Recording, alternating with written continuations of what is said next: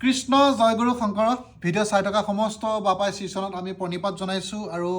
আশা কৰোঁ আপোনাক সব ভালে আছে কুশলে আছে আৰু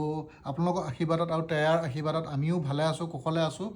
আৰু যিহেতু 95 সংখ্যক বাৰ্ষিক অধিৱেশন ভাগ আহি পালেহিয়ে ফেব্ৰুৱাৰী 6, 7, 8 তিনিদিনীয়া কাৰ্যসূচীৰে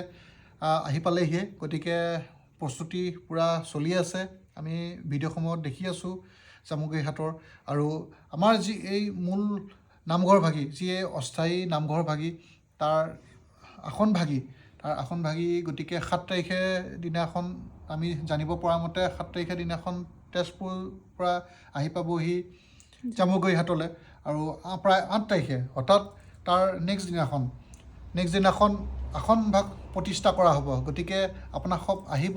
আপোনালোকে য'ৰ পৰা চাই আছে নিশ্চয় এটা কমেণ্ট কৰিব জয়গুৰু শংকৰ বুলি আৰু গতিকে যদিহে পাৰে আপোনাক সব আহিব আমিও চেষ্টা কৰিম যদি ঈশ্বৰৰ কৃপা কৰে আমিও যাম